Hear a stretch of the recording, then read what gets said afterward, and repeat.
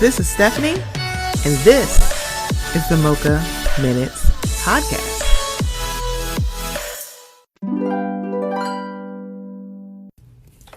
Hey guys, before we get into the episode, I just want to let you know about something that's a little new here at the Mocha Minutes Podcast. We are now participating in Buy Me a Coffee. So if you haven't heard, buymeacoffee.com is a place where you can show some support and some love monetarily to some of your favorite content creators. That includes me. So it's in the increments of either $1, $3, or $5, and you can do as many as you would like. So I just wanted to let you guys know, would love some support. So if you would go to buymeacoffee.com/Mocha Minutes, I would greatly appreciate it. It will also be in the show notes. Okay, here we go. Lift me up, hold me down, keep me close, safe and sound, burning in a hopeless dream. Hold me when you go to sleep. Keep me in the warmth of your love when you depart. Keep me safe and sound. I had to start with that one mostly because if y'all listen to this, it's February's Black History Month, and Wakanda Forever is on Disney Plus. You're welcome if you did not know that. Welcome to the Mocha Minutes Podcast. I am Stephanie. Thank you so much for joining me. I hope I did not butcher that Oscar nominated song, Lift Me Up, from the Wakanda Forever soundtrack. Look here, I want my girl, well, two girls. I want my girls from Wakanda Forever, Angela. I need her to have that Oscar. Mm-hmm. And I want Rihanna to have an Oscar for this sound because she own it. Her and Thames. Thames is like a stealthy, silent killer of music. I kind of enjoy her. I don't know why, but yeah. Welcome to the Mocha Minutes Podcast, y'all. I am joined by, your Mocha Minutes, so I'm joined by Butterscotch Minutes. Butterscotch.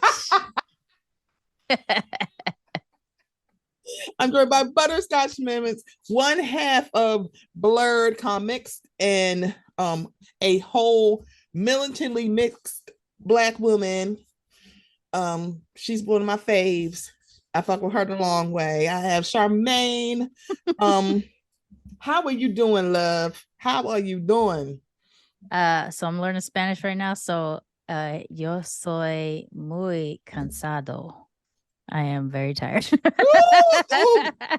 Muy cansado. Muy cansado. Sí, me. Sí, me. Sí, me. It's like, ooh, I need to keep that in. Like, what's up? Yo soy cansado. You're like, what? It's like, soy muy cansado. We are very tired. Ooh. Very tired. That's the name of the show, Muy Cansado. Like, what is wrong with you? I'm like, I'm muy cansado. I'm muy cansado, goddammit. Muy cansado, okay? That's what's wrong with me. That's what it is. See how that works? Y'all, I asked Sharmane to come here because I asked her something very, very funny in the group chat. Has anybody watched you people? Because I got thoughts. I got thoughts and opinions and feelings. Thoughts and fifis. All of the thoughts, all of the fifis. And I'm glad I'm not the one going, so I watched it and I have opinions. Yeah, that's the vibes. Yeah, it was like very much like, you're like, I'm like, excuse me. This is how hot this is going to be, this conversation. She pulled out an old school Street Fighter meme. And I'm like, I did. Ooh, I went straight with Yoga Flame. Yoga Fire. I'm sorry. Now I want to add that game to my. Wait, I think I do have it on my Switch. Wait a minute. That's funny. I'm like, I do, because I'm an old. See, I feel like I'm not. Someone said, "Oh, you're a gamer." I'm like, I feel like I'm not a gamer. I have a Switch. I've been playing like the Mario game because it's like they have their own. And I actually beat this game. I'm 41 years old and I've never beat a Mario game. I beat one at 41. And I'm like, I don't know if it's depression, grief, the pandemic. I don't know what it is, but I actually did it. And then they have a Luigi side and I beat the Luigi side. And I'm trying to like get star coins. Now I sound like a gamer, and I'm like, I don't feel like I'm a gamer because I don't play like like Call of Duties. I don't play the mad like. I feel like Yeah. I don't feel like a real gamer. It's dropped off for me. I used to like first person shooters, not Call of Duty, but because I Mm. don't like real war. I don't like human wars that are reminiscent Oh, of okay. ours where like it's a Mm-hmm. possibility I might be killing other Asians. Okay. You know what I'm Okay. saying? Mm-hmm. So I don't like those, but I do like Halo, Gears of Mm. War, which I guess is third person. But like it's So been a you long like time. fantasy killing, Yeah, not like if like it's aliens or some kind of yeah, non-Asian, non-black, not non-brown yeah. It's person like to kill, I'm with it. But then on the flip side of that, my other side of it is the Lego games. I play all the fucking Lego games. see, I've never played Lego games. Oh, I love Wait. them. They're so fun. Oh. But I've kind of dropped off, and so now my Xbox is mostly for me, just like for Netflix and Hulu and shit.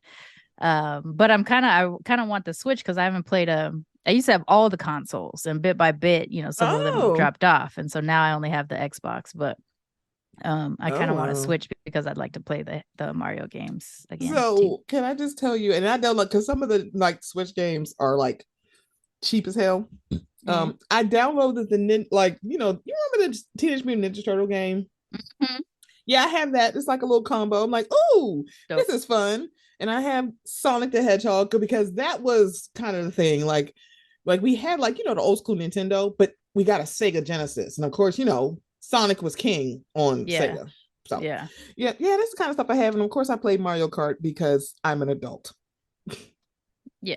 Adults play Mario Kart. Don't get in my face. I'm like, I couldn't play this game with no kid because I'm like, I'm sorry. They're like, you hit me with 3 red turtle shells. Girl, why are you in this tournament with me? It's 150cc, girl. I'm not gonna take it easy. See, that's why I can't play with kids. I can play with adults, but I couldn't do this with children because I'd be like, look, you need to tell your look here. You tell your little kid to man up. He's 7. I don't give a damn. Don't get into my tournament with me. See, I can't do it. I'd be rude. See, rude. Can't do that. So we are here to discuss the movie You People. Okay, so y'all, confession. I saw the trailer and I was like, no. I just said, who asked for this? And then I saw the name and I went, you know,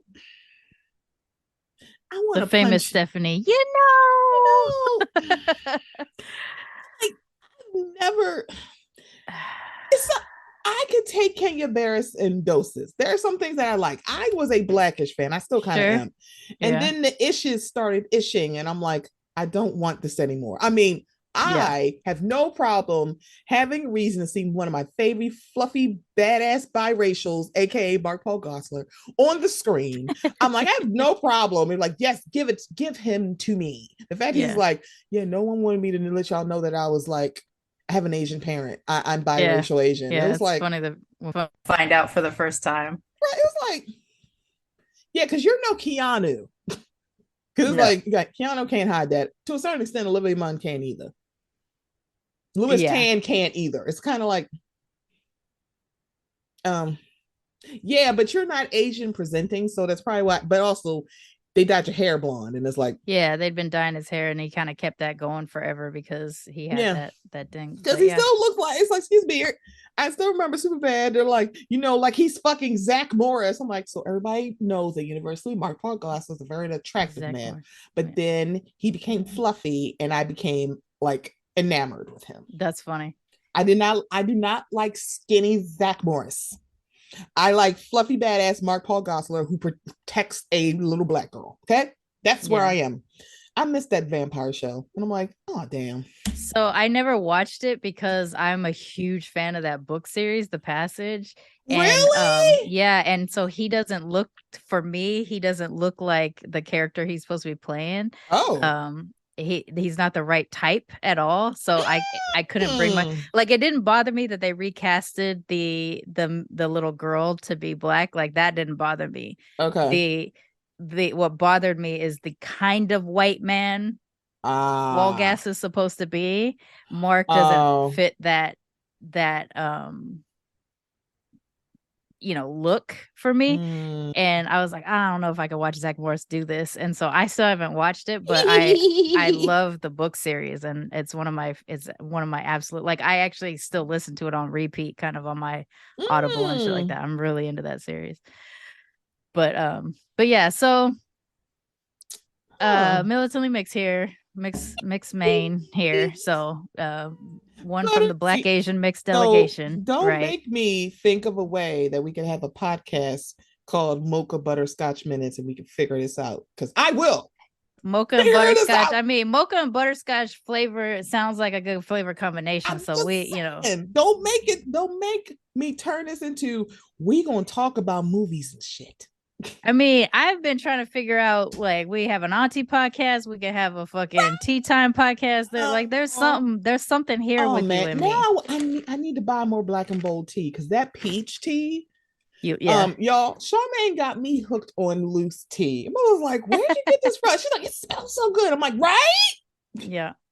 I got my diffusers because Amazon has everything. I hate that, dude, but Prime, it used to be the next day. Now it's like, oh, it's 2 days. I'm like, that's raggedy.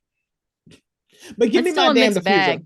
Yeah. For me, like in LA, a lot of things were next day, but here in Houston, a lot of things are 2 day. Some of the stuff in Maryland used to be like the next day. Yeah, because you're close to one of the facilities. Yeah, and then all of a sudden it turned into 2 days. I'm like, well, that's weird. I'm like, wait a minute. Why am I waiting until Saturday if I ordered it on Thursday at 2:00 in the afternoon? I'm like, bitch, where the fuck my shit? The hell? They had cuts. They got cuts. Just saying. It's like, how did Prime turn into 2 days instead of the next day? I'm like, what the fuck am I charging? I'm like, then I might as well just wait until I get here. I'll go pick it up at the locker, which I'm not doing because that locker thing freaks me out.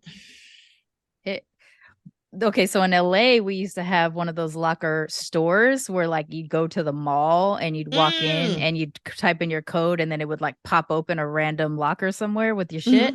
Mm-hmm. But you still feel like people are watching you walk out of there with a package. Like, what are you doing with that package? Even though you have to put in a code or a scan or anything. Right. Like, and, maybe this is the Long Beach talking, but if I don't have someone physically watching and see me do the whole transaction and I hold my receipt in my hand so that it's always visible, I'm like, I don't like that.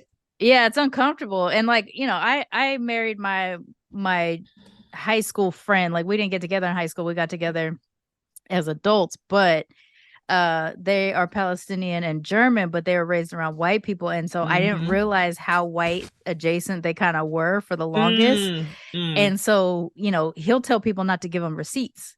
And I'll be like, no, give me a receipt. Need a receipt. Or I'll tell him, like, take your hands out your pockets in the stores. And he's like, why? And I'm like, oh, that's right. So, like, I walk around stores with the old Asian man pose where I have, like, my arms behind my back and I'm holding one of my hands with one of my other hands. Like, I go full Oji-chan while I'm walking around stores and stuff. But yeah, it's like, I don't like the locker place because I need a human to eyeball me and see me holding that receipt the whole time. Okay. Like, where you getting that from? I was like, sorry, get out of my face. It's uncomfortable. No. But yeah, topic at hand. Can't do it. It's like ridiculous. So we are talking about the movie You People. I want to say it's a Kenya Barris joint. Yes, it is. Which I did not know until after. I didn't know. And also, I didn't know his writing partner in this masterpiece was also one of the stars, Jonah Hill. That seemed correct to me because it had very much that, like, Jonah set. The kind of that Jonah sense of humor. Like, because he also produced it with him.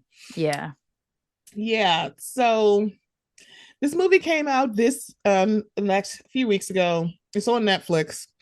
It stars Jonah Hill and an ensemble cast of Lauren London, David Duchovny, Neil Long, Julie Louis-Dreyfus, and Eddie Murphy. So, Ezra Cohen is Jonah Hill's character. He is a 35-year-old man who is a broker, but also a podcaster. His podcast partner Played by Sam is J, who's Sam one of my J. favorites. The amount of chemistry that these two people had, I'm like, if you liked men, this would be really cute. I'm just saying. It was like I feel like y'all would just be like amazing. So he is like lamenting because he's 35 and Jewish and he doesn't have a wife. His parents are paid by David Duchovny and Julie Louis-Dreyfus, which on one hand, I'm like, why do I feel like David Duchovny does not look old enough to be your father? He looked quite old to me, but I don't know. I was never a X-Files fan, so I don't I know love if the he's X aged that Files because much. the thing about it is like I feel like he's it. Wow, he's an August Leo. That makes so much sense. Dave Duchovny is 62, so I guess he is. But it was I was Oh sitting wow, here. he doesn't look 62. That's what I'm saying. I'm like in the movie he don't. I was like, I, I just I don't know, girl. Okay. So Ezra, in a chance meeting, hops in the back of Lauren London's car because he thought that was his Uber. They strike up a friendship. They go on a date. They start dating. 6 months in, he's ready to propose. So he meets her parents, played by Nia Long and Eddie Murphy. Again, people don't Eddie, maybe Nia Long. Yeah, no, I shouldn't say that they don't look old enough to be her parents, but a part of me does feel like As a person whose parents were 15 and 17 when I was born. I'm just saying. I'm like I could use that's like I could use like the Tyler Perry rules because my mama was 19, so it was kind of like people like think me and my mother are sisters. So it's like, could they like the age? Of course, but it's just kind of like you go, yeah, okay, no. So then hijinks ensue because Eddie Murphy stars as the very militant Muslim man. Nia Long is beautiful with her cheekbones. Julia Louis-Dreyfus plays the very well-meaning white Jewish woman who is trying to fit in with her son's black girlfriend that he wants to propose to. David Duchovny just sings John Legend off key, and that is a feat. Gosh. I was like, I love John Legend movies, but you gotta work to sing off key. Yeah. I don't understand that. So again, two well-meaning white people. Sam J, her character with Jonah, because they have a podcast and they're talking about the culture. Sam J does not pull any punches with him, which is kind of like why I like her character. It's like, white people crazy. He was like, for real? Yes, for real. It's like, oh, okay. It's like, what did you? I like that she's not trying to be palatable because your podcast partner is white. Yeah. That part I kind of enjoyed. So when you saw the trailer, so we're not even talking about like what we thought after the movie. Before you watched the movie, what did you think was going to happen in this movie? So it was already my intention not to watch it, because not because it was a Kenya joint. I didn't even know it was a Kenya joint until the end. But I tend to, outside of Blackish, I tend not to jump on Kenya stuff because as a mixed person, I struggle with a lot of the mixed content that he puts out because it doesn't read like there's mixed people in the room. Like, right. I'm sure there are, but it really feels like they're writing the mixed black person for white people and not for black people. And it's just Sharmane and I talk about this on Blerdcomixed a lot, as both of us being mixed black folks. We're like, where were we in the consultation of Rainbow or of Mixed-ish? Like, I couldn't even watch through the second season I didn't watch the second season of Mixed-ish. I pushed through, I didn't know painfully pushed through the first season of Mixed-ish.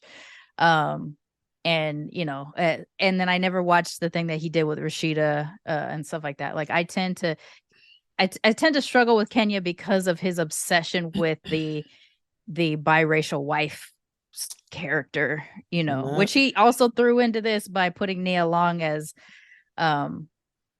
like Eddie Murphy does accuse Nia's character of like her white grandfather is the reason why all this stuff was happening. So it wasn't my intention to watch it, mostly because it was called You People and it was starring Jonah Hill. Now, I don't necessarily have anything against Jonah Hill, but I don't want to see Jonah Hill play into a okay, it's more than that. As a mixed person, I'm a fucking exhausted by the plot line of this is an interracial couple. OMG, how is this ever gonna work? Like, motherfucker, we have generations and generations and generations of choosing interracial couples at this point. We're not, this isn't 50 years back where some couples were chosen and some couples were not. Like, this isn't 100 years back where most likely most of the couples were not chosen couples, right? This guess who's coming to dinner thing, you people, this interracial couples, and it's never going to work because the families don't understand each other thing just doesn't make sense anymore. And the fact that it's still used as a joke plot line is really irritating. So with that in mind, it wasn't my intention to watch this. The reason why I ended up watching it is because a lot of people, Black folks who I trust their opinions on, were posting about it on the Facebooks about how much they thought it was actually funny. And so I was like, okay, well, these are some people, like a handful of folks, all of which will probably have a separate conversation with me later, because I have questions. Where they were posting about how this was actually funny and that it did a good job. And again, it still never read to me as a Kenya joint. I didn't realize. And so I was sitting there the other night and we were trying to figure out something to watch. And I was like, well, some folks are saying this is actually good. So, let's check it out. And we watched the trailer. Now they put the best clips in the trailer, and yet still I was like, I'm gonna sit through. There's gonna be moments that is gonna piss me off. Like, I already knew there was gonna be moments that were gonna piss me off in it. But some of the jokes were funny. And then once I saw Sam J was in it, now I'll watch anything Sam does, and I'll tell you why. I had for a very short period of time a little friendship with Sam. She was featured on Two Dope Queens, and I started following her on Twitter because of it. And then I would start to tweet at her. Was she in one of the live shows? Did she remember when they had the show on HBO? Was she on that one of those? I don't remember, but I remember from the podcast she was on there, and from there, so I would tweet at her about the jokes. She had this whole thing about adopting an Asian baby if she's going to ever adopt, and the joke that joke was funny to me. So I reached out, and then once I got to LA, I tweeted that I was going to go to one of her shows. Okay. And when I got there, it was this weird little LA show that only had like 8 people in attendance, and it crushed her spirit. She was just not feeling it, but she knew I was coming because we'd been tweeting at each other and stuff. And so she told me, like, I don't enjoy this thing. I want you to have a better experience with me because you've been a fan for a while. I'm going to comp you at my next show. And I was like, oh, that's nice. And but you don't really think, you think someone's going to be nice, and then you think they're not going to reach out to you. And then she DM'd me one day and she's like, I have a show at this location. Your name is on the thing, whatever. And so I would show up at Sam's shows for a while. She'd always give me the head nod and things like that. And so for a while I had this like mini friendship with her, and she would hit me, like she would send me a DM to tell me she was going to be performing somewhere for a period of time. And then one of the last shows I saw her in, I had seen her, but I didn't like engage because I was trying not to be in the way. And I think maybe that made her think I was trying not to talk to her. I don't know, because we never talked again after that. But she's still one of my favorite people. I really have always enjoyed. So I when I saw that she was in it on the trailer, I was like, all right, I'm going to watch this, even though I know it's going to piss me off a little bit. And then we get into watching it. And really, honestly, in the first 19 minutes, I knew I was not going to be happy. 19 minutes. Wow. The first 19 minutes. And the reason why I could clock that is because that's where I paused it to say, let's go to Taco Bell real quick, because I'm going to need nourishment to get through the rest of this movie. We actually ended up going to Taco Cabana instead, which was better. Ooh, but Taco Cabana sounds yum. Yeah, it's a chain here in the South, in Texas and stuff. But damn, now I wish I was because that sounds yummy. So it does. I'm just saying, it does sound yummy. It was good. I'll send you pictures the next time I go so you can see what I'm talking about. It's definitely for fast food. It's good. Oh, okay. So yeah, I have feelings. I definitely have feelings. However, whichever way you want to get into it, I just know that, like, a disclaimer for the audience that are out there, like, this is the kind of movie that triggers my angry mixed main version. Oh God, I don't like triggering my mixed main, honey. Because like, girl, I can deal with certain amount of jokes about mixed folks, right? Like there is something slightly off about us when we interact within one of our cultures, right? You know, we're not full something, but like in my case and in like Shambay's case, we never struggle in black spaces because we Correct. grew up black. So it doesn't matter that we're as light as we are or that I'm as ambiguous in my presentation. I code, well, I guess correct it a little bit more. I code as Long Beach black, right? Like hood recognizes hood no matter where. So if I'm talking to a motherfucker from Chicago or Baltimore or New York, they see me for that kind of black, not just like generic or, you know, I have a black dad and a what, you know, like none of that happens with me. So I never have to validate my blackness, even though I look as ambiguous as I do. I never have to show the picture of my dad for proof. You know, I never had to do shit like that. And I'm never clocked on, like when I code switch, you know, I'm never clocked on it as it being inauthentic because like it's legitimately my first accent. The, you know, this professional quote, you know, accent that I have is something that was cultivated by my aunt when I left my dad. Like she actively tried to change my accent so I could get a job because my name is Sharmane Latrice. Which again, I have issues with the correction of my accent and things like that, but you know, so I'm like Charmaine Latrice. You know what I'm saying?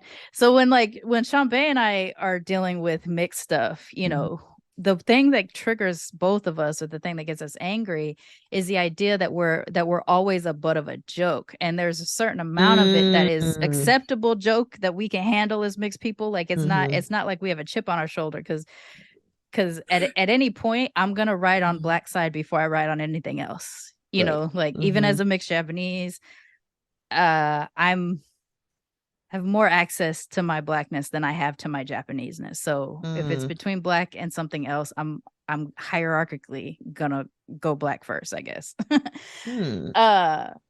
But this is the joke that bothers me. It's that humans can't get together and figure out how to cross racial lines, cultural lines, that they can't figure out anyway, that it's so impossible that you would get to your fucking wedding day and it'd be like, oh, we can't do this. This is impossible.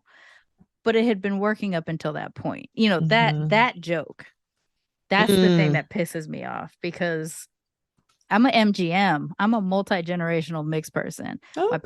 Both of my parents are biracial. That meant that both sets of my grandparents were in interracial relationships pre-Loving versus Virginia. So if they managed to get far enough to have their sets of kids and my parents got far enough to have me and my brother, it's probably possible.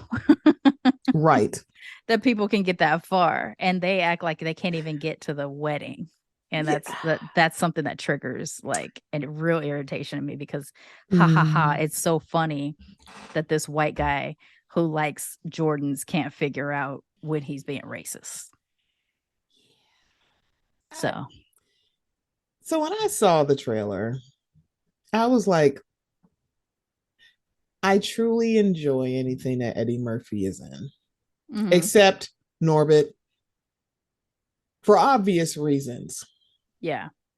Can't do it. I know many people like, I love Norbit, and I'm like, girl, I didn't even watch it and I can't. There is a part of The Nutty Professor when, of all people, Dave Chappelle is doing a round of fat jokes and you're watching all these people. I was in the movie theater watching that movie and I'm glad it was dark because I was like at the brink of tears. I'm like, yeah, is this always going to be a joke? And it is. So that's why I never was able to watch Norbit, because add in you're making fun of fat people, but also the butt of the joke and the aggressive, loud person is a darker skin, not dark skin, just darker than the brown paper bag. Fat black woman. She's so aggressive and she's so loud. And I'm like, I spent a very long time trying not to be that person because, if I raise my voice, people tell me to calm down. I'm like, bitch, I am calm. Yeah. But you see me, a darker than the paper bag black person. I'm a fat black woman.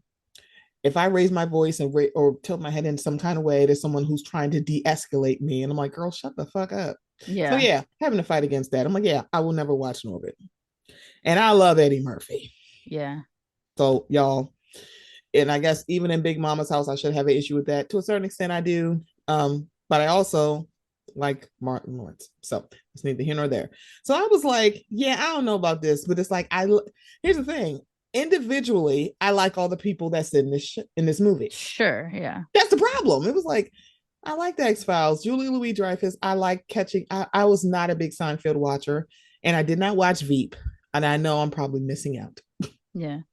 But I did. I see clips of Seinfeld. I'm like, she's funny, and she I also was will in say SNL. It's that like, the role she played, she nailed that well-meaning but problematic white woman. Like she was reminding me of people I worked with. mm-hmm. You know, like that Because kind of white person. you know a You know well-meaning them, white right? person. And the things that she would say, like there were times when she'd say something, my like shoulders would go into my ears, So you're like, like, oh you my know. god, the memories. Flashback. Talking about, I went on YouTube to talk about your hair. I'm like, girl, I'm never gonna ask you to do my. Get the fuck out of here. Yeah. The like even the second she asked like about the style, I was like, Girl, I was bitch, like, did you go no, to the stop, Googles? girl, abort, abort, abort. I was like, girl, please get out of my face. And then to keep repeating it, like, I need you to know that I learned this term, you know, like, god damn. She nailed it. I will say, of anybody in this whole picture, she nailed the role she was meant to play so strong. Like it was, it's the kind of portrayal that was so well done that you're actually irritated afterwards. Where you're like, Correct. why'd you do such a good Like, job? why am I so mad about this? Yeah. So let's talk about some other people that I was not expecting to be. We're talking about the main, but let's talk about the fact that I was very unnerved that I saw a city girl. I'm like, ain't that the girl from the? That's the city girl. We had Lala Anthony, Mike Epps, Rhea Perlman, which, by the way, I feel like we ain't get enough of. We had Elliot Gould. We had yeah, we didn't get enough of him either. It was like there were some people in this fucking movie. We had like, Kim Whitley. We had Dion Cole, who is very funny. Is kind of, he unnerves me. Like, I'm like, oh, he kind of caught me. It's kind of funny. Like, oh, wait a minute, you're kind of funny. Mike Epps. And on paper, if you're doing a scene with Eddie Murphy and Mike Epps, it should be a whole lot funnier than when it was. I'm saying, and they don't read as brothers to me. They don't either. It's like, so it's like, the thing about it is Dion Cole, which honestly, that scene with Dion Cole felt like an ad lib of anything I've ever seen. And it seemed like it was a little bit funnier. I don't know what it is about Dion Cole. I just find him hilarious. He's just a funny, yeah. Oh, and also Anthony Anderson. I'm like, girl, what the hell is happening? Wait. He was in it. It's like when they went to the barbershop, I was like, why does that right. guy sound like Anthony? Oh, that is him. I forgot. Yeah, he was in it. Exactly. People just kind of switch up because one, the airplane passenger, Kenya Barris also makes a cameo in this, y'all. And it was like, if you blinked, you'd be like, that looks like that is him. Oh, really? It's like, huh. It's like, huh. I missed him. Yeah, because it's like, I don't know, I can't remember who he was sitting next to. So we watched a movie, and I guess out of 5, my rating would be 1 point. No, I'll be nice. 2 out of 5. Yeah, and it's about 2 out of 5. I guess I can do about the same because there were some good moments. There was some funny moments. It's just like the ick factor for me. Yeah. There was so much because it's just like, and it's so funny because I know there's no mixed representative in this. This is just the idea that a couple will eventually produce mixed kids and fuck them up, right? Because they ain't got that shit together. But still, for me, like, to see interracial couples just not fucking get it, and you kind of don't want them together, right? Because you don't want them to have kids like me and the work that I've had to do like the work that I had to do as an adult to come at peace with myself, because you know a lot of people say that they don't like interracial relationships and mixed people because we're confused. We're not confused. Y'all confuse us by the things that you don't seem to understand about Yeah. how we can exist as blended people, right? Yeah. Like I'm not confused at my blackness. I exactly know where my space is. I am a pro-black person who will not be the loudest voice in a black space because I do not share the full and complete experiences of my darker skin counterparts.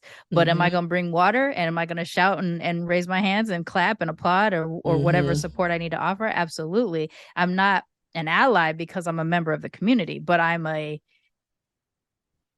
don't even know if we have a term for like half in, half out. Like I'm only not all the way in because I happen to be mixed, but in terms of my culture, in terms of my identity, and in terms of like the life that I live, my life is very black. And so I'm Yeah. not confused about my blackness.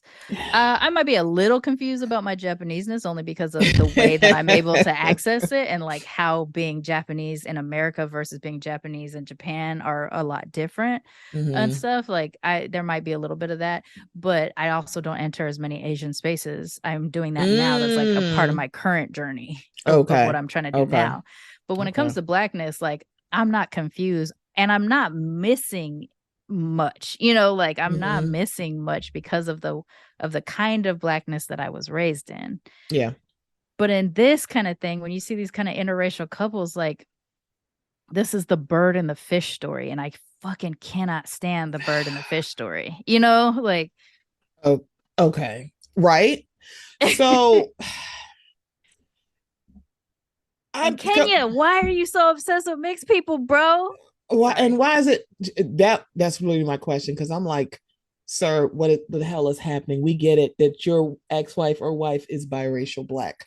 Yes, and we I guess know. people Ask that us you have how we affairs with know. tend to be It's mixed too. like, girl, what is happening? So I'm looking at this, and so out of 94 critics, they got on Rotten Tomatoes is 43% with an average rating of 5.2 out of 10.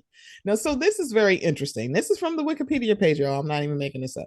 Pete Hammond of Deadline called it brilliantly hilarious, pertinent, and wickedly smart. Are these white people? Yeah. Oh, I'm getting to that. Okay. Christian Zilko of IndieWire graded the film a B+ and concluded that it ends up being more of a feel-good rom-com and love letter to Los Angeles than a truly biting satire. I'll give you the love letter to Los Angeles part. That I will give you that. So Pete Hammond and Christian Zilko are both white men. Richard Roper said him that it sinks under the weight of its obviousness and a consistently heavy-handed approach, despite the sometimes stylish and well-paced direction from Kenya Barris and an incredibly talented cast. He's not wrong. So his grade was 2 out of 4. So the thing about it is, I think it's very interesting because I guess the Pete Hammonds and the Christian Zilkos of the world, I'm not surprised that white people think this shit is funny. I'm not either. Yeah. I'm not surprised that you're like missing a whole bunch of the thorns in this rose bush of a movie. Right. Because I'm looking, if you look at the cast, I'm like, this cast is stellar. One, the cast is great. It's like individually, I love every person in this movie. I like Eddie. And the thing about it is, it's like, I can't wait for the day when Eddie Murphy is coming back to do stand-up, but he's like, I got to do some stuff first. I don't blame you. I will say Eddie as a Muslim, though. Yeah, not just a Muslim, but like a militant Muslim. Yeah, that's one of the thorns for me. That's one of the thorns. Because I'm like, I feel like Kenya, you could have just made him, you didn't have to make him a Muslim black man. He could have just been a black man. You don't need to add him being Muslim to having an issue with a white dude with his daughter. He could still be a pro-black without being Muslim. I'm like, without being a Muslim. Why are we leaning into that trope of and having him change his name? I'm like, girl, what in the Muhammad Ali are you talking about? Girl, it is 2023. I know we are not still doing this joke. I was like, what? So it's like you lean into he's being very militant, and which I think is very, very interesting. the other thorn for me was Nia Long's character. Yeah. I have a very big problem because one, Kenya can have some nice pacing, but he does not know what to do um with Black women on screen. He don't like to let them become fully formed people, which is so weird because he likes to focus things and episodes and shows and stuff around them. But once he's got them in the center, he don't know what to do with them. They're just decoration. Jennifer Lewis, 1N, has such great comedic timing, and she's one of my faves. Her and Marseille Martin on Blackish. I feel like that show would not have lasted so long without those two on that show. Them, right? Yeah. And it's like, I mean, the oldest daughter got a spinoff. It's like, yeah, but it's like, yeah, because people liked her too. Because I never did see Grownish, so I like Yara Shahidi because I'm like, she does not bother me. Also, fellow mixed one. She is, because I think her father is Middle Eastern. No. Yeah. He's a Iranian. Iran. Okay, because I couldn't remember, and I was like, she is biracial, but she is not annoying, or she doesn't. I'm sorry, she doesn't make it her personality. Right. And while this might not be popular with my entire audience and following, the reason why, in my mixed opinion, she got Black mama. Thank you. Excuse me. When I tell you, when you see on screen with like you see biracial people who are problematic, it's like, oh. I'm never surprised. I'm never. No matter what the mix is, like even. I've never surprised. It's so funny because I'm one of these, but I'm never surprised to find out that the mother is the non-Black That actually kind of makes me laugh. You're like, they got a white mama, don't they? In my case, what makes me kind of an interesting version of this is that my Black father was a Tom. my mom, my Japanese mom, she only does Black hair. She works exclusively in Black hair salons. She is immersed in Blackness in a way that usually isn't appropriative. Sometimes it can be, like that period of time that I had to convince her that her saying "why you be tripping on me" doesn't make sense in a disciplinary situation with your 13-year-old child. Not why you be tripping on me. Like, I'm sorry, I'm stuck. Like, wait, what? Yeah, it was a period of time. It was something she was going through at a period of time. Wow. Again, my mom was 15 when she had me, so it was like once I got to be 15, I kind of passed her because she stayed 15 and I continued to grow. She's like, we besties, we can't like be right. Like she would put her arm around me and be like, which one's the mother and which one's a daughter nonsense or whatever, because Asian don't raise in two. But my mother is immersed in Blackness, and so a lot of my Blackness is kind of informed by the people around my mother.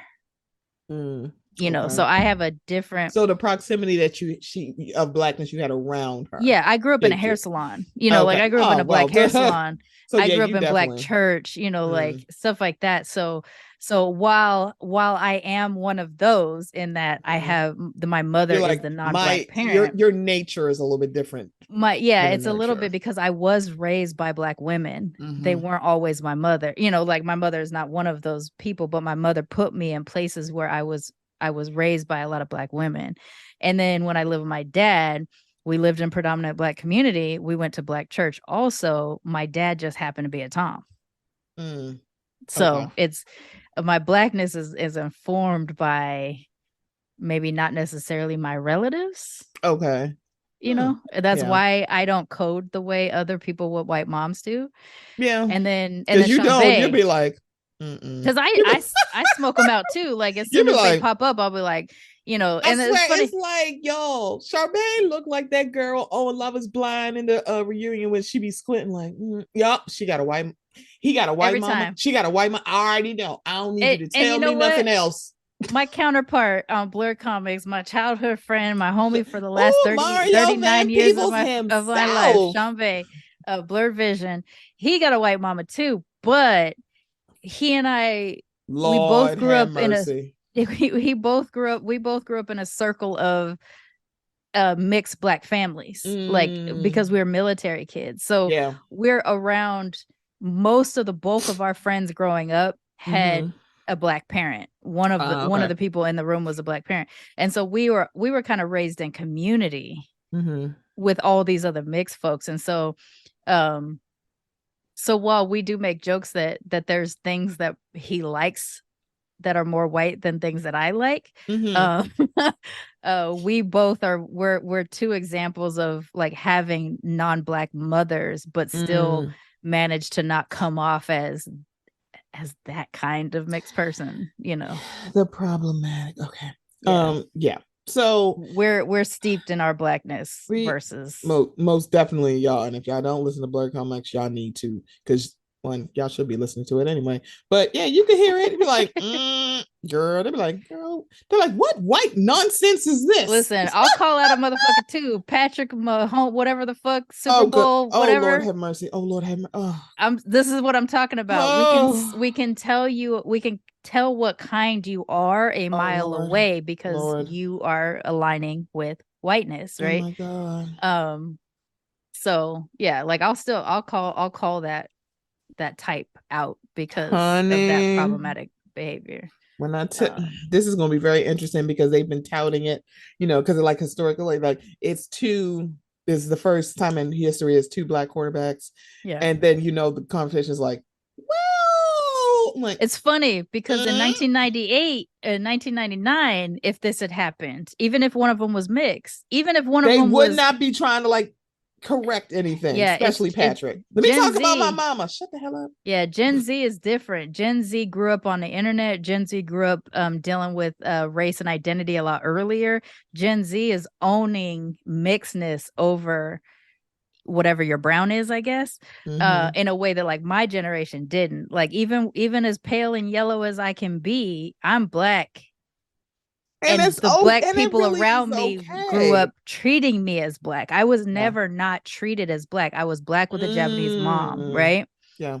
But these kids, this younger generation, they weren't raised like that. And so they feel like you're taking away something from your white parent if you don't mention that you're mixed. And in my case, I only started talking about being mixed because I left the hood. I never had to tell people I wasn't. I never had to tell people I was mixed. People knew I was mixed, but they treated me as black. Then I left the hood. That's when I started being treated as, well, what are you? No, where are you from? No, where are you really from? Well, where are your grandparents from? I was black until I moved out of Long Beach, and then I became mixed. Whereas someone like Patrick, he's raised by his white mom, and he feels like he is denying her by acknowledging his skin tone. The thing about it is, it's like homeboy's also been on the shop. I don't think he was really having all these conversations on that, but that's neither here nor there because you're sitting in front of LeBron. When he was sitting on the shop, first of all, my first thought was, why you got him here? And it's funny, you know, like, I mean, I'm mixed, but I'm not team mixed all the way when it comes to a type of person who denies their full picture. Like, you know, be your mixed ass self is my slogan. And what I mean is whatever that means to you, however you move in your mixedness is you being your mixed ass self. And I want to still hold that with a person like him. But what I struggle with is he doesn't say I'm mixed in a way that's like, I am proud of all these cultures that I got going around on me. Yeah. He says I'm mixed in a way of saying, don't call me a black dude. Make sure you know I got a white mom. You know what I'm saying? Like, that's how it feels. It's like, baby, we can't forget because you also have a white wife. So it's like, you got a white wife. Like, everybody around you is white. Everybody around you is white. It's like, and the thing about it, baby, we're not saying ignore that because let me just tell you this, Gen Z, Halle Berry is still the first black woman to win an Oscar. She has a whole white mama. She said that shit right in front of her white mama on television. And she grew up mostly around just her white mom, right? Correct. Yes. Her mama raised her. Yeah. And it's never like a, oh my God, I feel slight. No, you don't. And it's like, girl, we're not coddling your feelings, but also, ma'am, you got adults. These are not babies. Yeah. Because the kind of white mother of black children or let's say interracial children at any kind of brown, a white mom who isn't with the man for fetishization reasons, honey, aren't surprised that the child's skin tone is dictating how that person Person is moves in their life or how exactly people receive them in their life, right? But a white woman who wants to be with black men in spite of black women, that right. woman, that's the kind of person that ends up being a mother to someone like Patrick, I think, right? Yeah. I mean, I don't know anything about her as a person, but I know that the fact that his whiteness is so strong and the way he says it as like, I'm, you know, Yeah, because the I'm thing not about going it to take a is knee. it's like, oh Lord Jesus. I know we went off track, Yeah, but it is, but I will bring us around to the Herschel Walker of it all. mm-hmm, And so his son, Christian Walker, you mm-hmm. know, definitely very, very conservative, speaking out, having that lisp. Then I'm like, girl, shut the hell up. He's a whole Um, mess, that kid. and the thing about it is that people were doing this thing where they're about to do this rebrand because he came out and talked about his daddy who's a piece of shit. I'm like, girl, that don't take a whole lot of work because his daddy is a piece of shit. But Yeah. let's just be very clear. If his daddy was just a piece of shit to us and not also to his white mama, he wouldn't have said shit Mm-hmm. because Herschel Walker is a bozo. So it's kind of like you have, how can I say this? You have people who have black parents who don't like being black. And then they are mating with people who are like, oh, you're with me because I'm so special. No, baby, let's be very clear. They are with you because they are anti-black, but let's be very clear. It's fuck y'all too. They don't necessarily like women. So I'm like, hey, white women who have the sex with Have non-white sex. men, most notably black men, please know it is not a compliment to you if he says he is with you because black women don't do because black women are or black women Yeah. don't do this, baby, he don't like your ass either. And also, that's not a compliment. And please know the time that you like literally step out of their purview, step out of a little circle, and literally become a whole ass person, then you become a raggedy bitch too. Yeah. Because I watched Because nobody I'm attracted to is in spite of somebody else. You know right. what I'm It's like saying? you could Like, just say, I'm like, oh, this person just happens to be white. Because I still remember when that I think he was an ex-football player, was beating on his white counterpart. And the conversations were just a little bit different. I'm like, how very interesting, because I'm pretty sure that man was probably talking very shitty and cat shit about black women. Kind of how mm-hmm, that black dude was stabbed by his white girlfriend. And it was like, uh-huh. It's like, mm-hmm. oh, but then you find out he had a whole lot to say about black women, and then here come black men going, why y'all not marching for him? Because he literally would not piss on me if I was on fire. Mm-hmm. It's like, baby, our outrage is now selective. We can actually choose. It is not rubber stamping you, especially people who don't like black women. I'm not doing this with y'all. It's like, Yeah. oh, get that. It's above me or It's it's above beyond me me. now. It's like, oh, it's Yeah. above me now. I'm not doing this. Okay, so let's get back on track. So Okay. this movie was filmed in October 2021. It's February 2023, but the movie came out at the end of January. Yeah. Um, I do agree it is somewhat of a love letter to Los Angeles because Lauren London is in this movie, and she is the ex-partner of Nipsey Hussle, who for a lot of people was LA. Mm-hmm. So having her in the movie, it is somewhat of a love letter because she's in it. And There's also so just like as a person from LA, like mm-hmm. the spots of LA they were showing was Black LA, Baldwin Mm, Hills, Inglewood, like a lot of the places they were going, a little bit of the Jewish part of town too, but yeah, like you weren't seeing the parts of LA that people are used to seeing in movies. like You see the my part of LA. cliche LA, Yeah, yeah. not the Like real you like see you the see real my LA. part of LA, the Yeah, part you of saw the LA that murals I because grew up around. I saw the George Floyd one, and I think they did show a glimpse of the Nipsey Hussle one too. Yeah, the Nipsey Yeah, Hussle one was yeah. there. So It would have been that weird if they hadn't actually, yeah, it was to like, be girl, what honest. you doing?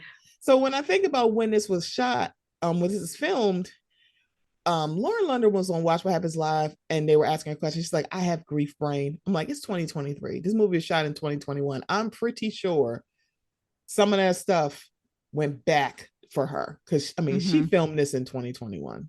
Yeah. So I know this is probably very hard for her. This is the other thing that I didn't know until maybe last week. Lauren London is Jewish. Her daddy's a white Jewish man. And I'm like, oh, okay. Huh. I mean, she's hella light skin. So. She is light skin. I'm like, that like two light skinned black people can make a light skinned person.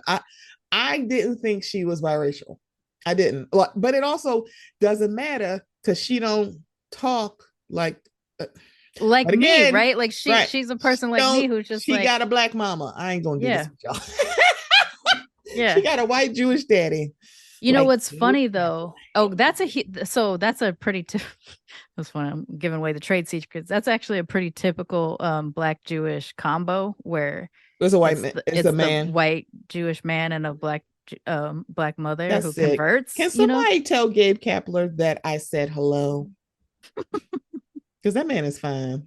You know what's funny? This is just like a random thought, but for years, like Nia Long has played so many biracial people or mixed people in her career that I didn't realize she wasn't technically mixed. Like she's mixed in the way of like multiple Caribbean cultures, but all black. You know, like Barbadian, Trinidad. You know, like she's got multiple Caribbean cultures going on in her, but she's not biracial. She's not white mixed or anything like that. Yeah. But she's played a mixed character a number of times, and so it took until this movie for me to realize she actually wasn't mixed. I didn't know all this time. I've always thought of her as like one of us. No, one of us. Yep. And like Lupita, it's like Lupita counts. Like I don't care what anybody says. Exactly. I was like, it be fucking people up with her. They be like, what? Yeah. It's like no, she counts. No, I mean, she black. She's born in Mexico. Okay, Giselle Bundchen was born in Brazil. Shut up.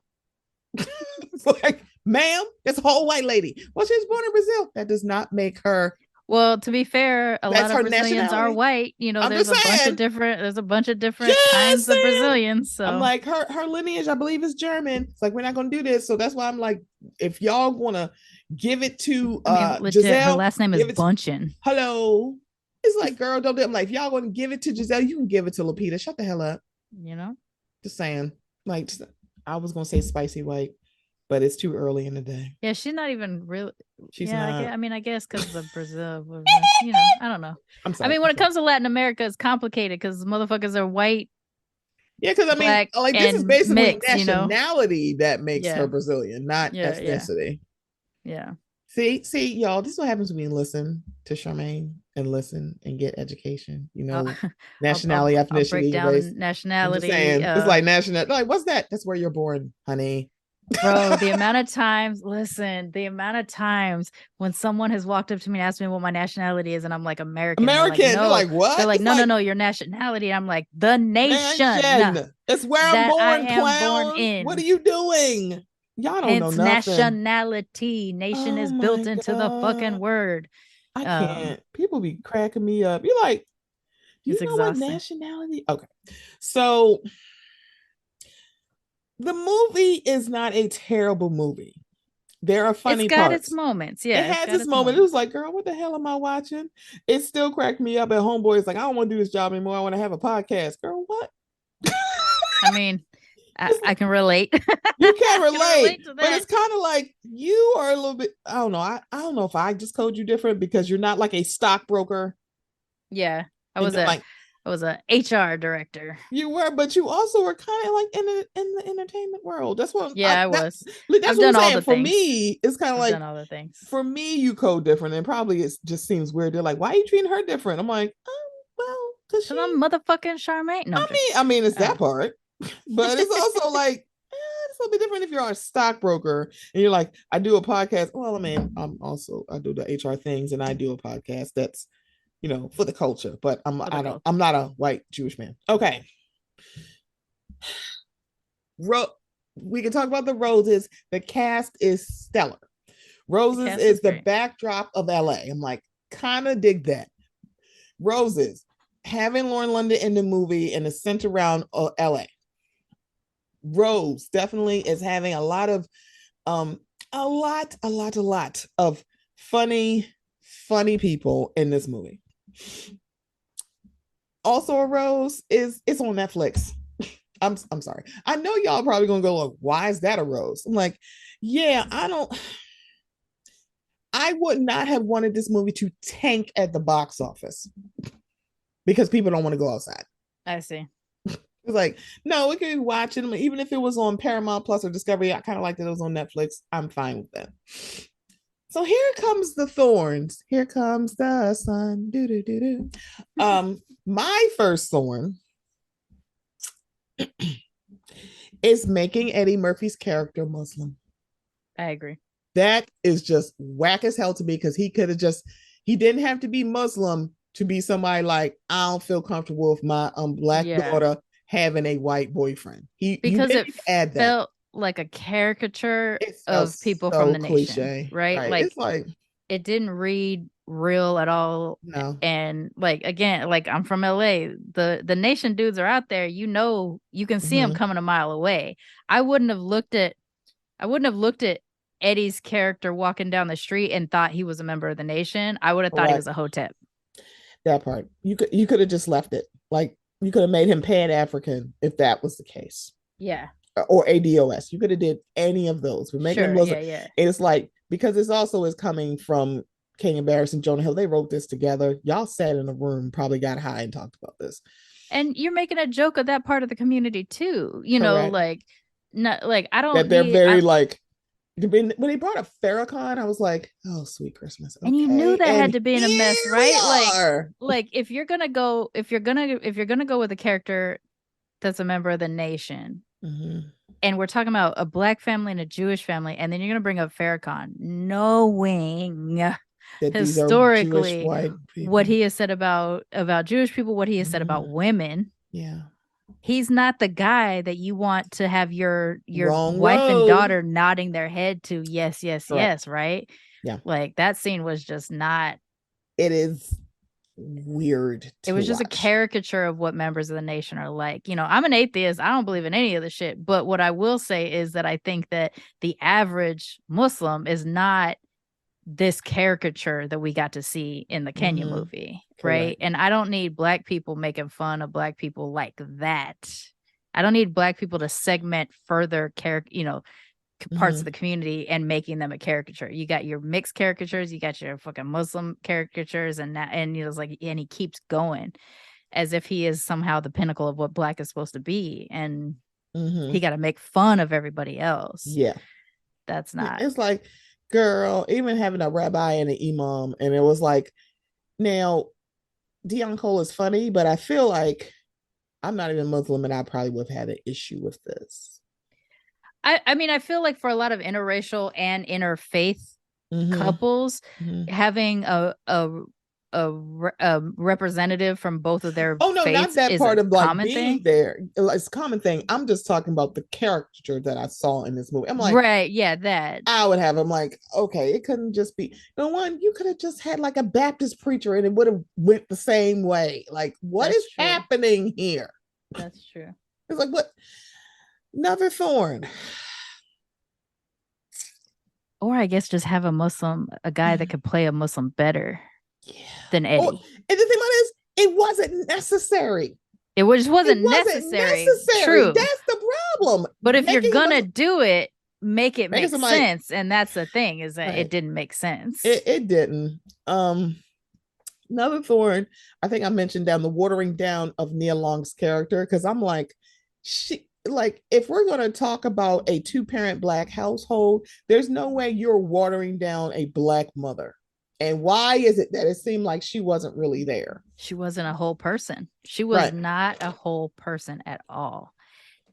And I want to believe that someone like Nia Long would have been like,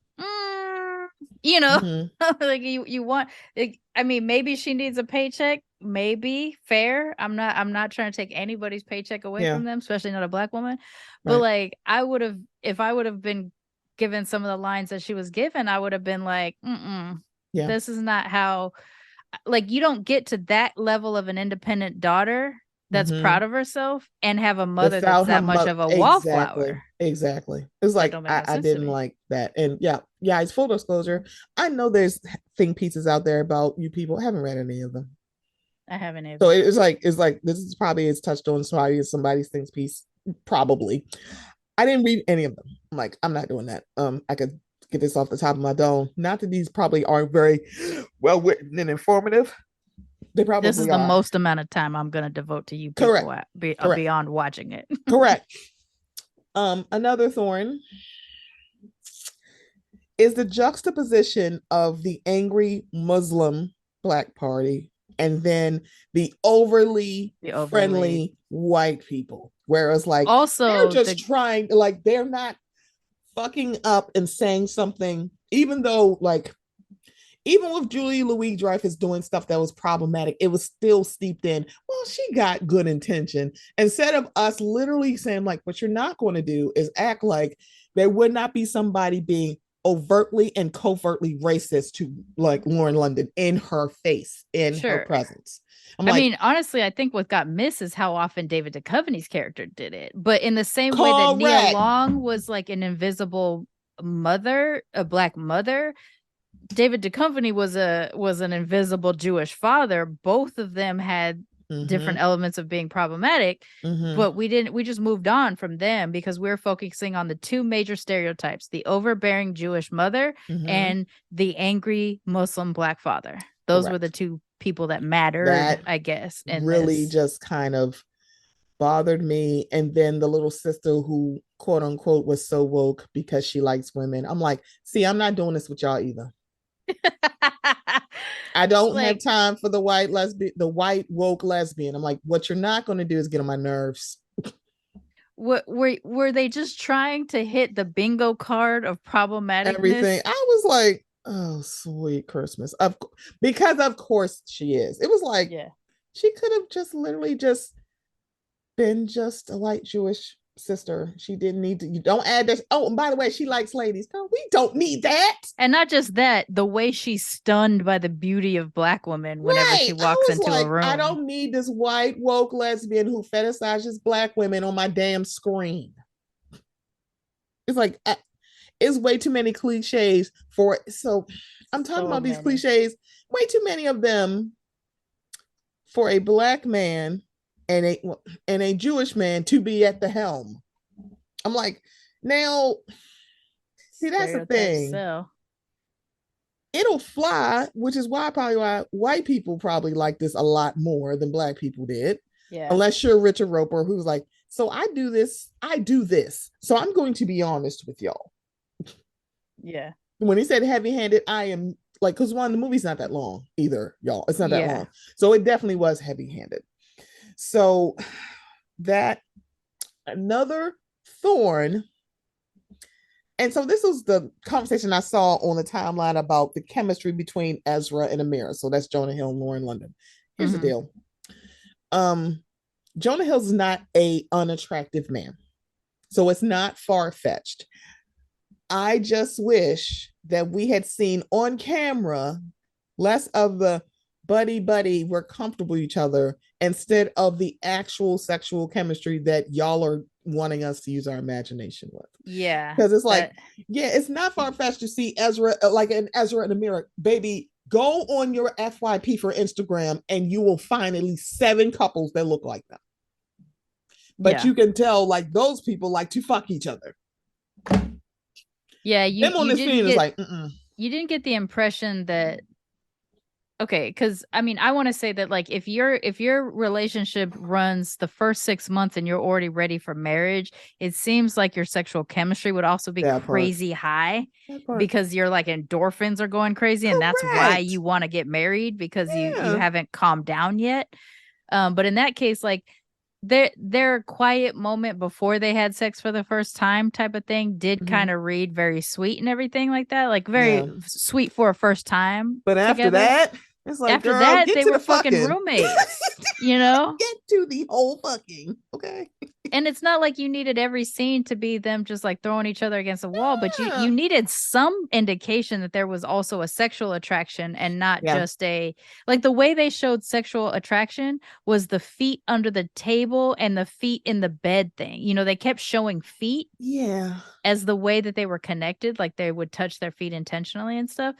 And that was funny because I couldn't not see it. I just every time Mm. I saw it, I was like, show feet, Show the feet. OnlyFans, show feet. You Show know, that feet. that's what it seemed like they were trying to do.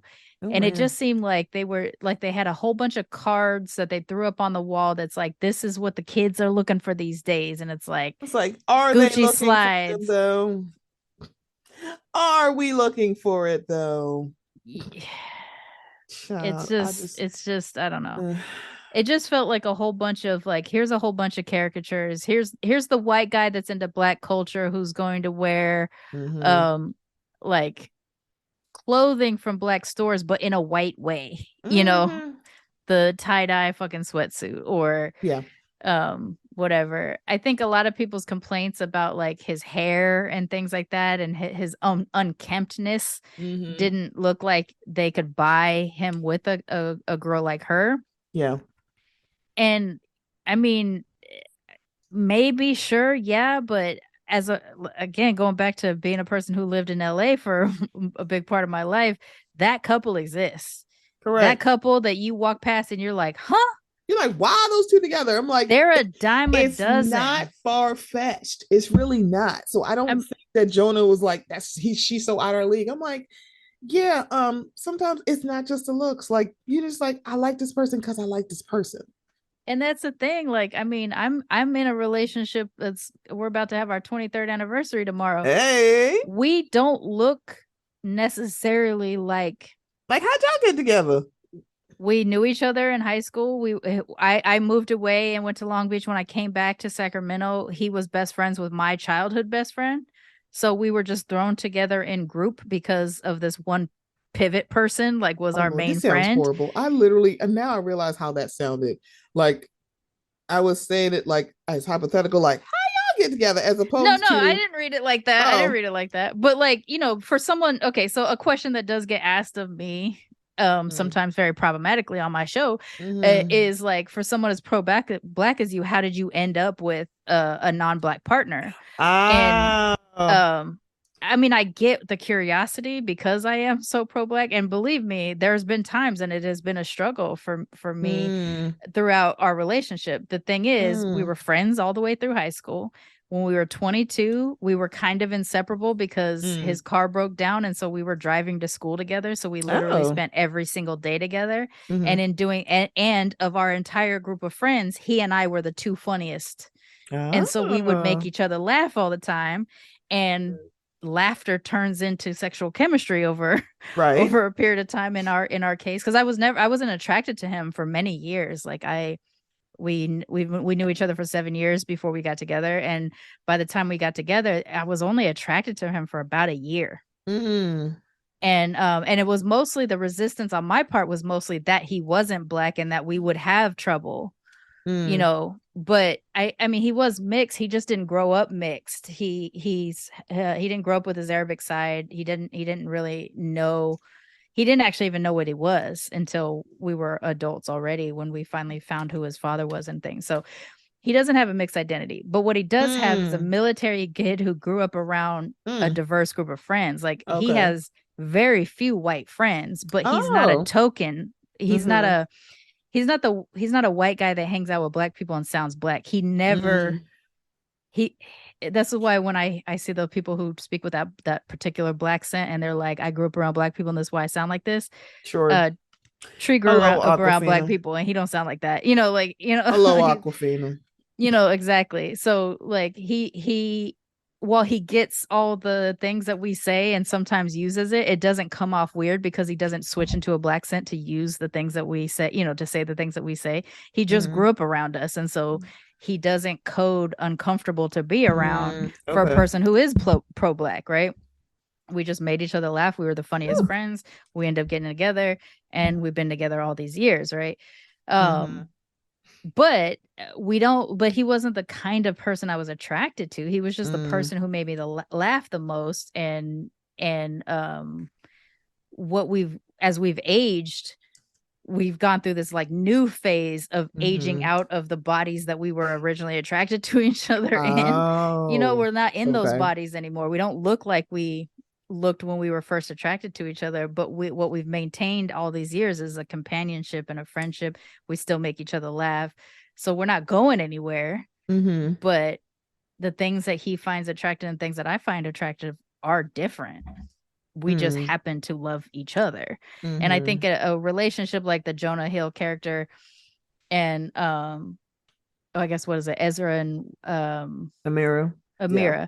Ezra and Amira, like I could see them as like best friend partners, but I don't think we had enough time for that to happen. Yeah, right, like because it wasn't 6 months. It really wasn't fleshed out, because it like, wasn't. Seriously, why do you like this guy? Because for him, I felt like we could see more why he liked her, but we didn't get enough of like she liked him. In fact, he seemed perfectly fine to enter into this relationship at the beginning of the movie. But after they got together and after he like quote fell in love, then he started displaying all this fucking problematic white dude shit that made me go like, now I don't want them together, because what he did at the lunch with his future in-laws, and the stuff that he said at this thing and that thing, and I was just like, he wasn't that guy until after he was ready to get married to her. So yeah, it just seems so weird. Because it was like, and that's another thought. Because I'm like, where are y'all getting this from? Where it's like now he can't hold sentences. He's so intimidated. Right. He called Malcolm X the goat. Like, do you think as a culture we refer to him as the goat? No. Like, where are you getting this from? I'm like, sir, you don't. I'm like, sweet Christmas. So my question is, as a person, has Jonah Hill ever dated a black woman? Girl. And if so, is this his attempt at telling the world he dated a black woman? Questions that we need answers to. Because my God. Whew. And then, like, besides the scene between Amira and her brother, that brief scene of being like, I can't believe you're dating a white dude. What was the indication that there was a reason she loved him? Yeah. Because it can't just be like, oh, he's safe. Or it just seemed like, it's like, because all we had to go off of was the overzealous light-skinned dude that she wasn't feeling. Yeah, and it was just like, girl, we can get, like, there was no development. Like, hey, why is he her ex? He could be a fuckboy. We don't know, because that wasn't fleshed out. Again, y'all didn't flesh out these characters, and y'all didn't show too much of Ezra and Amir together to show like, oh, it's rom-com. Yeah. At the dump. So here's another thorn, and I guess it shouldn't be a thorn, because it's like, girl, this could happen. At the same rehearsal dinner, you had Ezra confronting the militant Black Muslim father, and then Amira confronting the well-meaning Jewish mother.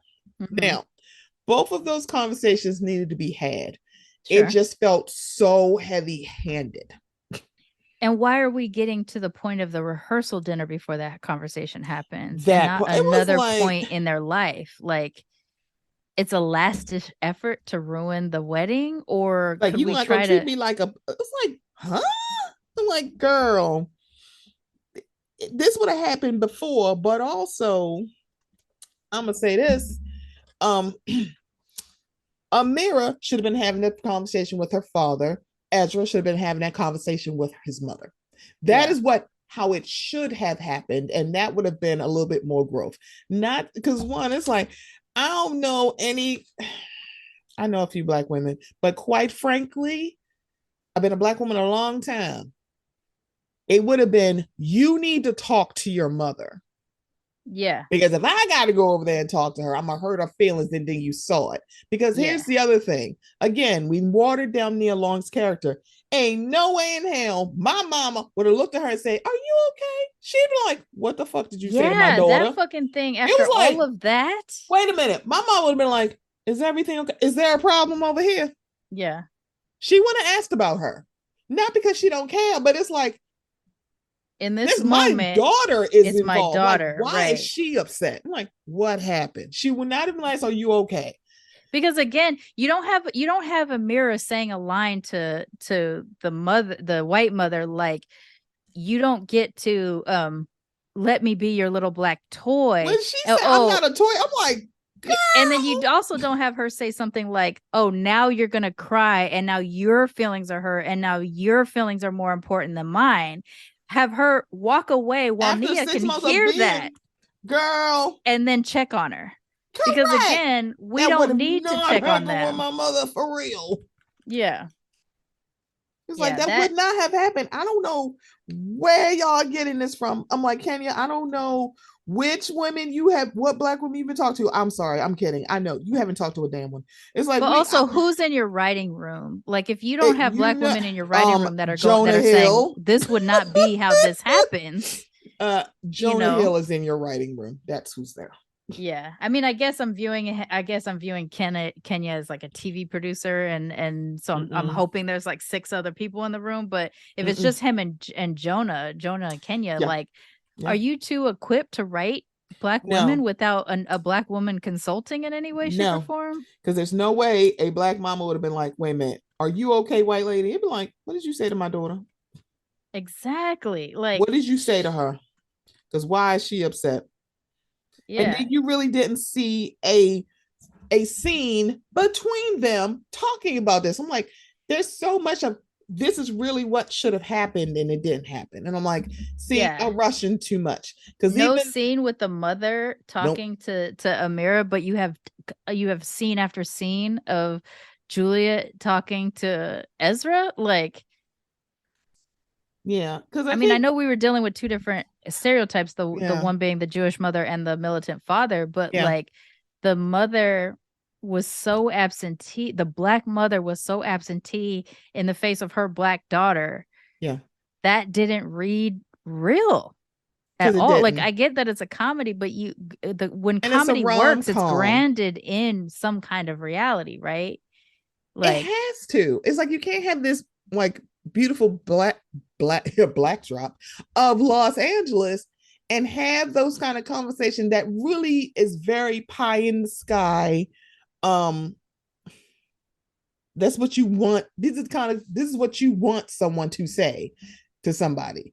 But it's kind of like, either you're going to write it how it really would happen or no. Because then all of a sudden at the end of the movie, they're separated 3 months. They meet up at the sneaker store, and both of their parents, on 2 sides of the spectrum of bigotry, all of a sudden can throw a downtown locker room wedding for these 2. Right. And first of all, if it's been 3 months, you don't know what work I have done in that 3 months to decide if I would even want to get back into this relationship. First of all, they had like doing like this little scene. Ezra went on a date. I'm like, what the fuck is happening here? I'm saying, like, it just and also even the scene between the brothers Eddie and Mike Epps in the car listening to Ezra's podcast. You know they're not listening to Ezra's podcast after Eddie dodges the bullet of having his daughter marry Why would Ezra. he all of a sudden start listening to this? It's so dumb. And again, you have the indication is that the black militant man was the one who broached the peace with the Jewish mother, and then they get, on track or whatever, right? So again, it still felt like at the end of the day, we're still centering whiteness. We're still catering to white people to make the white people comfortable. Once the white people are comfortable, everything else can just happen. Yeah. That's what it felt like. It's very much like, girl, what is this? Because I just didn't understand it. It just didn't feel real. It didn't feel believable, because it's not out of my purview or out of my imagination that a Jonah Hill and Lauren London would date, but y'all didn't develop that. Like, the whole thing, it was very interesting that Eddie's like discriminatory behavior and his bigotry was so overt, and then Julia Louis Dreyfus's was covert. Because me getting and how Amira's character was fine with David Duchovny singing Ordinary People off key. And it's like, oh, it's okay. But she gonna cuss her mama out. It's like, what? So that actually does kind of seem a little real to me, that white fathers tend to get a pass if they're gentle.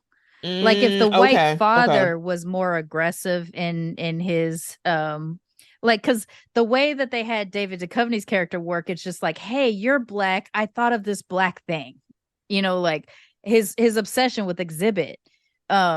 It's the one black thing he was kind of aware of, and so he's around black people, he keeps bringing it up. It gets annoying and it's taxing over time, but because he doesn't say things like he's about to tell a story and you think he's about to drop the hard ER, but he fixes it, like, because we didn't have a scene like that with him, we're giving him a pass as just that kind of gentle white racist, so he's not that much of a threat. And I think because they painted him like that, it seems like the kind of thing where you do just kind of go like, he's harmless. I've seen that happen before, and I've, like, even in the workplace, I've seen that sometimes too, where I'll look like, all the black folks kind of look at each other like, this motherfucker, but they're like, we have bigger things to tackle. We got that white woman right there to tackle. This white dude, he's just gonna be what he's gonna be. I feel like we tend to give like the soft racist white man a pass in a way that we can't really give the racist white woman, even the woke, covertly racist white woman, a pass, because she is like more immediately threatening than that gentle racist white dude. But again, had he been telling a story where he had to correct that he was about to drop a hard ER, we would have had a different, it would have been different for him. Like, you feel like they casted him as sort of the well-meaning racist, and with Juliette Louis-Dreyfus, you casted her as the, I believe I'm well-meaning, but actually I do have all these like serious biases thing. I don't know. Yeah. So they seem to just paint him as not as like immediately dangerous in the way that still well-meaning, but like I like, can oh, it's so cute. He's obsessed with Exhibit, like, because it's like, middle-aged white dudes love hip-hop, so no, that totally makes sense. Yeah, something like that. Like, it's just like, it's cute that of all the black people he attached to, it's Exhibit that he was the most into. Why are you like obsessed with Exhibit?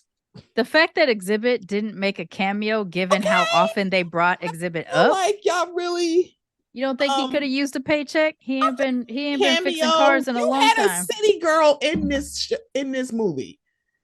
You had a city girl. You had Young Miami. It's like you had one of the Dash dolls. Apparently, Khadijah, one of the Dash doll twins girl. I'm like, I don't keep up with the Kardashians, but I know. I don't know any of these reality TV people. Yeah, so Young Miami is from the City Girls. So I'm like, but also Bury the Lead. You had Elliot Gould and Rhea Perlman. I'm like, wait, are we gonna get lines from Rhea Perlman? What the fuck? It's like, wait. Like, that actually was a scene that I did kind of like, of like the grandmother that's like, you can't be buried in the Jewish cemetery because you got tattoos.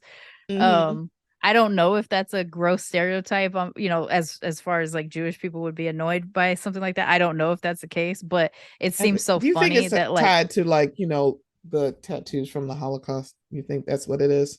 I don't know why. I know that that's not a statement. That's more of a question. Yeah, like, I know there is a reason, but I don't know it. But it's kind of funny too, because like, I have most of my tattoos are Japanese tattoos, and I know that like, if I'm around my Japanese family, I would never show them, because I know the way Japanese are about tattoos. And yet in no other place, like, if anybody else told me to cover up my tattoos, I'd be like, fuck no, I ain't covering up my tattoos. But you put me around a grandma, Japanese grandma, and I'm like, fuck no, I'm not showing these motherfuckers.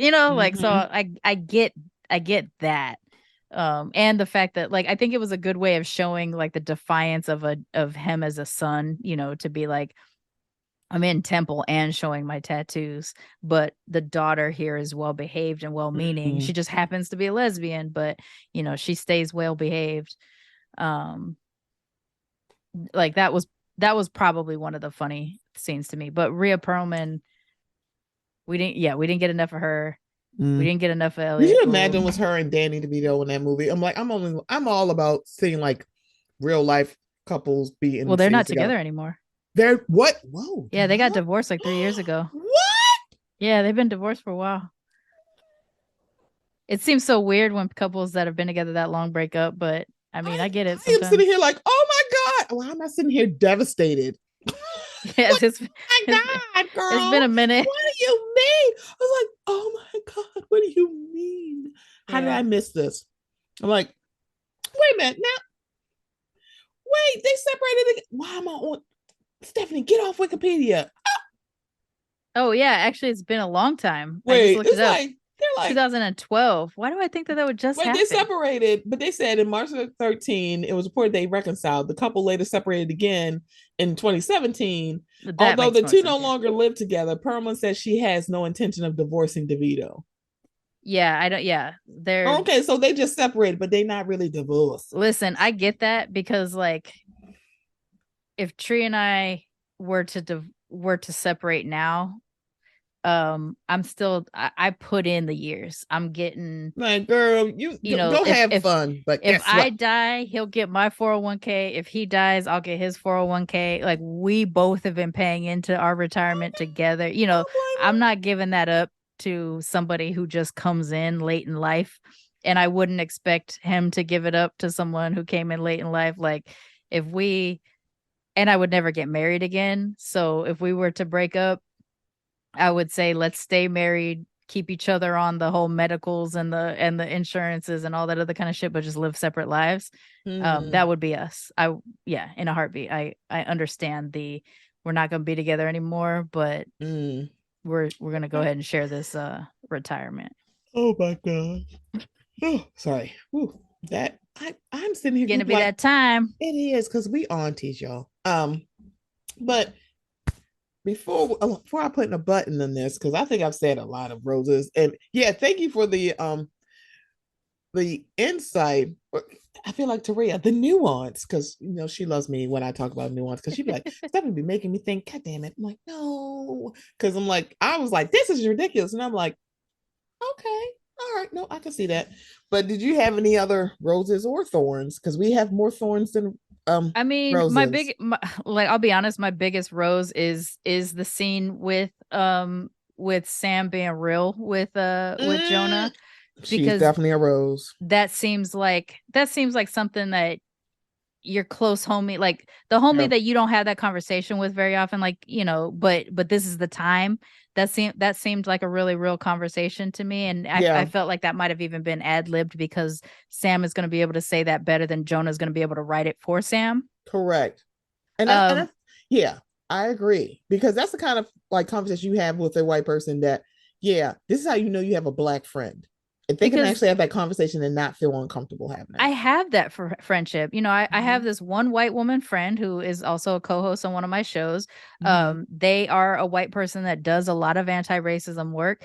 Over the course of the last 25 years of friendship, when she has messed up, she does not clutch her pearls when I tell her she's messed up. She goes, "Oh, okay." Correct. She stops. She receives it. She says, "Let me go away and do some work." She does the work. And then when she comes back, she doesn't just say, "Hey, I did this work." She said, "I've been researching what we discussed.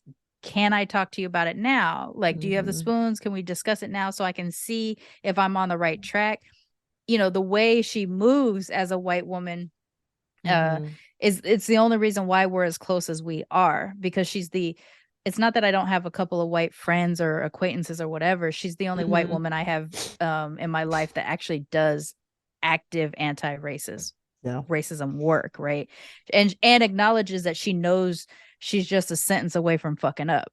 You know, she understands this about herself, and has fucked up in the last couple of years where I've had to tell her, you know, not this one, and she'll be like, "Okay, let me go do some work. I'll be back." Right. So like they seem to have the nature of the kind of best friendship that she could that they don't talk about this all the time, but when they do talk about it, she's going to be real with you. She don't hold back. And she didn't hold back. And while me and my friend are not best friends, I feel like we could have had that same exact conversation like probably 15 years ago when my friend was sort of at the start of her anti-racism journey. You know, it could have been very similar to that. So in that case, I feel like that was probably one of the better scenes of the whole movie. And then my thorn that does relate to Sam as well is the bachelor party. It makes no fucking sense to me that if Sam is Jonah's best friend, that the rest of their friend group is all white dudes, and that Sam referred to them as the squad. That I don't know why I fixated on that, but I talked about it the whole time we were in that thing. I was like, why is there not an additional one other brown person at least? Because again, I don't live in a world where there's one black person to a group full of white people. Usually the one white person is my husband. But he's a half a Bic, you know, he's a half an Arab. He's a half a Bic. You know, like he's usually like, look at the friend group that we share. Right. There's one and he's a half a Bic, you know, like and then the rest of us are black or brown in some way, shape, or form, right? Like we're all black, but some of us got a couple little extra things in us. Right. But in our shared group of friends, it is the opposite for us. We have the one white person. Like I'm sure it exists in the world, but I don't see that cluster of friends. I never see one black guy to a group of white people. I'm not saying it doesn't exist. I'm saying that my world doesn't show me that. And Sam's character doesn't read like a kind of person who only has white friends. Would have white friends, especially Jonah's white friends who will that level cocaine white but friends. Also literally you know where he was January 6th because I think he mentioned it. Yeah, he mentions it, right? So like that is part of your friend group doesn't make any sense. That don't make sense that you would hang out with somebody like that. And that seemed like just a punchline for a thing, because how are you at a wedding filled with black people and what you're going to say is that the vaccine is a scam and I was there at the Capitol on January 6th. How is that something you say in a room full of black folks? That makes no fucking, or Jewish folks even. I mean, I know I'm not saying that there aren't, you know, Jewish people that are aligned fully with whiteness, but there's going to be some of those Jews in there aren't going to be those kinds of Jews. Some of those Jews are going to be remember the Holocaust Jews. You know what I'm saying? Like because the thing about it is like even Lauren London as a person, she is, well, they keep saying her father is Jewish. I'm like, so she wasn't raised Jewish? Is that what y'all trying to say? Because I guess we're under this impression that when it comes to Jewish people, it's just white people, and also black people didn't die in the Holocaust. Both of those things are not true. Yeah, that's it's like they really were black. So the thing about it is now you have a lot of non-white, a lot of people. non-white Jewish people who died in the Holocaust, and now historians are trying to bring that, and queer people who now Holocaust historians are trying to bring that up. I'm like, y'all should have been brought that shit up. It should have always been a part of the story. My question with her is because, like, if she was raised religiously Jewish, she wouldn't be, like, quote, considered Jewish by the community because she doesn't have a Jewish mother, because for them they trace it through the mother line. Okay. But she's still, you know, she's Jewish by ethnicity still, but she wouldn't be like necessarily it's I'm not really sure that I understand why. Like, I understand that they pass through the maternal line and everything like that, but that, like, because I have a number of people who've been on my show that have been in this case where, because they have the Jewish father, they're technically, and they always say I'm technically not Jewish, but I'm ethnicity wise I'm half Jewish. Okay. But if they have a mother who's Jewish, they'll say technically I'm Jewish, even if they're not a follower of the religion. They'll be like, technically I'm Jewish because my mother's Jewish, but I don't follow the religion. So with Jewish people, it's complicated because you're dealing with both the religion and the ethnicity. But they don't acknowledge the ethnicity necessarily in people who do not have a Jewish mother. That's interesting. Yeah, it's something that comes up on the show a lot. But, you know, that means y'all need to listen to Militantly Mixed. That's just what this means. But for you're like, wait, I got questions. But for the bluish folks out there, I got plenty of blues on on my show. Did you say the bluish? That's what my friend. So I have my friend Teresa. We do Mixed Auntie Confidential episodes. She's bluish, a black father, Jewish mother. I was about to say, I was like bluish. Yeah, that's what she calls. So like I'm a fan of the hybrid term, Blasian, Blackanese. I've never heard blue. This is the first time I've heard it. So I'm like, yeah, bluish. There's a comedian, a bluish, the guy that goes by, he calls himself like bluish something. Yeah, I know a few. I know a few of the bluish folks. And I guess this actress would be. I have never heard that term. That is wild to me. If you want to know a hybrid term, I probably know them because I collect them. I love hearing because it's like I've heard Blasian hybrid terms. I've heard Blackadeshi, but I've never heard bluish. That's how I'm like, what bluish? Black I was thinking BLUE. That's literally what I was thinking in my head. Like, yeah, no, like, bluish. What does that mean? Blue, yeah, BLEWI. See, now I'm singing the song. I'm blue, da ba dee da boo da. Doing this, but yeah, gotta end on a laugh. But Sharmane, as always, I love when you're here, and I really appreciate you being here to talk about this because I thought I was the only one. Like, I have so many opinions.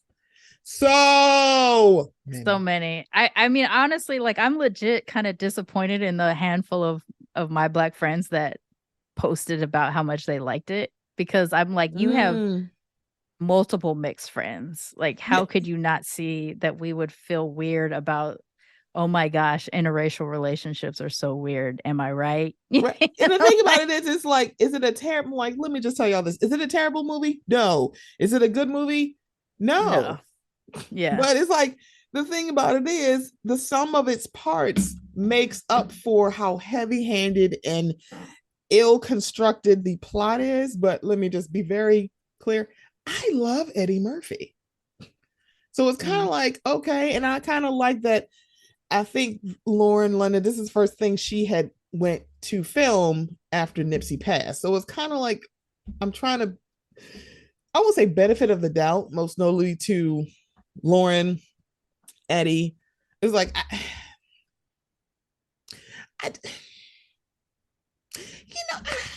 all right. I was like, I don't even know what to say. It's like, if y'all want to watch the movie, go right ahead. If you're like, no, I'm not going to watch it, go right ahead. I mean, girl, it's so much to watch on there. Come back to me in February 10th when we're going to be looking at Behind After the Aisle for Love is Blind, because girl, what? But yeah, we're not saying, I'm sorry, I am not saying, and I don't think Sharmane is saying, Sharmane is saying, don't watch the movie. We're just like, this is what we saw when we watched it. I mean, I feel like you have to take Kenya or Tyler with a grain of salt every time, because there are major benefits to both of these men. They have created jobs for a lot of black people. Correct. They have made a lot of money probably for white people who are more open to black projects because of these two men. There are, whether or not some of their stuff is problematic, there are those benefits. They do well. I guess for Tyler, I don't know as much about Kenya, but like Tyler does do stuff in the community, right? Like, he does try to help and support other black people. That is a part of his message, even though at the same time, the light skins don't really do well in his thing, in his world. And the fat black woman as a joke problem exists with Tyler. Both of these men have very serious, like, I would argue, anti-black sentiments about their own population at the same time that they're doing a lot of work for black people. So take it with a grain of salt.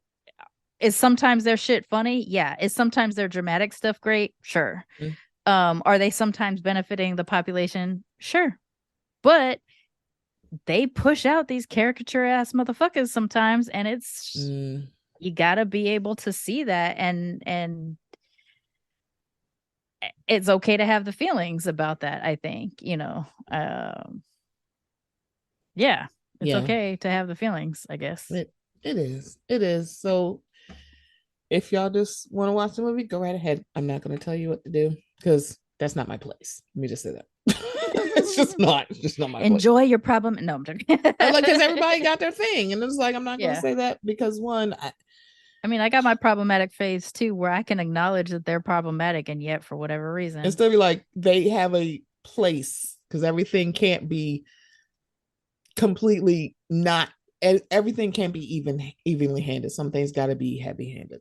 Yes, and also the sum of its parts on this movie you could enjoy.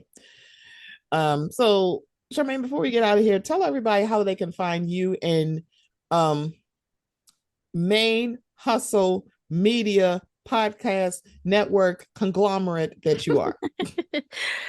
So you can find me on my main show, Militantly Mixed, on all the socials. It's at Militantly Mixed, also militantlymixed.com. I have a anthology right now that I am working on called Be Your Mixed Ass Self, where mixed folks can submit either nonfiction essays or poems about their existence as mixed people and them being their mixed ass selves.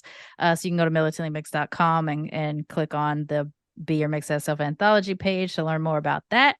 You can also follow me and my childhood homie, my fellow mixed Blerd Vision on Blerdcomixed. We do a live stream on Tuesday nights at 7:30 Pacific, 9:30 Central on the YouTubes and the Facebooks. Yes. But we're also Blerdcomixed, MIX, on all the social media as well. And then I have a new show called Queer and Far, which I do with my white woman friend, Shenanigans, where we talk about traveling while being from different marginalized intersections. Me as a brown queer femme, her as a white queer disabled woman. So Queer and Far, Queer Far Pod on all the socials, Militantly Mixed and Blerdcomixed. Yay! Get into all of those things. All of these things, folks. All of these things. So, everybody, thank you so much for listening. This has been the Mocha Minutes podcast. If you feel so inclined, please buy me a coffee. buymeacoffee.com/Mocha Minutes. I'm going to keep saying this because this is just the kick in the ass that Stephanie needs to talk about. The Mocha Minutes Patreon is coming. Yay! It's going to happen. Get them coins. I'm just saying, but also it might be stuff that I need to put behind the paywall, like I'm some housewife of Potomac. Yeah. Oops, said it. But y'all, this has been a Mocha Minutes podcast. I will be back. Thank you so much for listening. Bye. Bye.